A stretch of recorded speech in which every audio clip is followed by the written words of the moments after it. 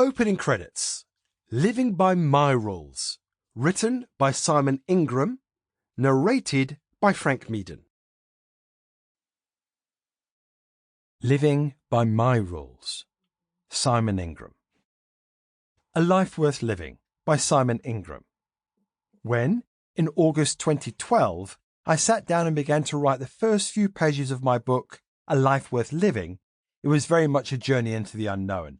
I had absolutely no experience of writing, other than cobbling together justifications for spend requests for high-value goods or services during my years working at the highly successful Formula One engine manufacturer, Cosworth Engineering. Some people might say that had more to do with writing poetry than honing the skills necessary to write an autobiographical account of my life. Certainly, back then, there was a huge amount of poetic license applied to my work. Lots of people have played significant parts in large slices of my life, but only I know the whole story. A Life Worth Living includes many of my happiest memories, along with some of the most turbulent and saddest episodes of my first 46 years, as in my opinion, not to include them would have left my story incomplete. Unlike well-known celebrities who've written about their own battles with Parkinson's, my work was never going to capture the imagination of the large bookshops represented in just about every town and city throughout the UK. It is, however, an open and honest account of my life, something that at the very least will hopefully stir fond memories for those of us lucky enough to be born in the 1960s.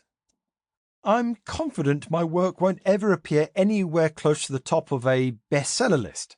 However, it will give people who choose to read it an insight into what it means for an ordinary person to come face to face with a life-changing illness.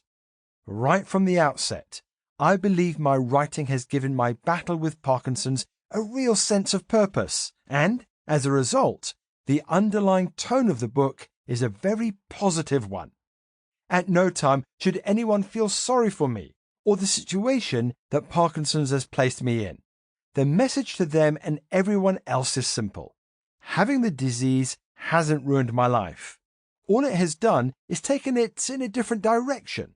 Oddly enough, I now believe that in many ways I have Parkinson's to thank for the positive changes it has brought into my life.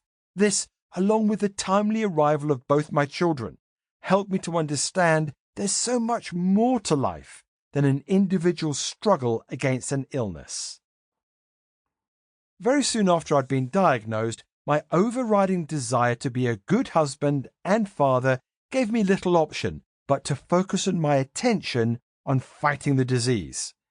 In December 2006, I finally lost the battle to remain in employment.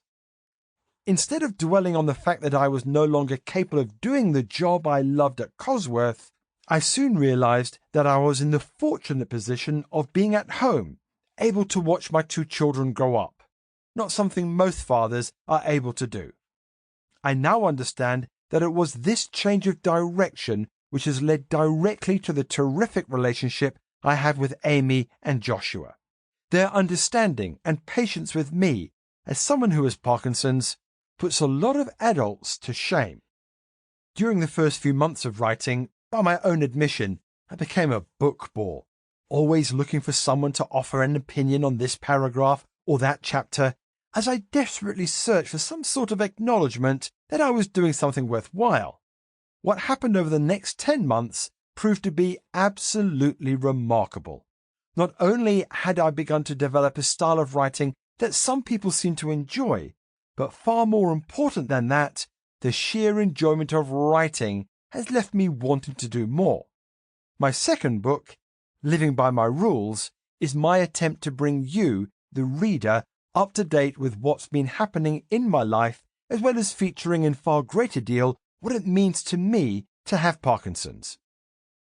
Although you'll probably have gathered from the title, Living by My Rules, I still treat the disease as an unwelcome and unwanted travel companion that must be kept in its place. Finally, I'd like to offer those people a huge thank you who've been kind enough to offer an opinion on my first book.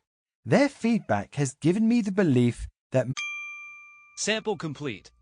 Ready to continue?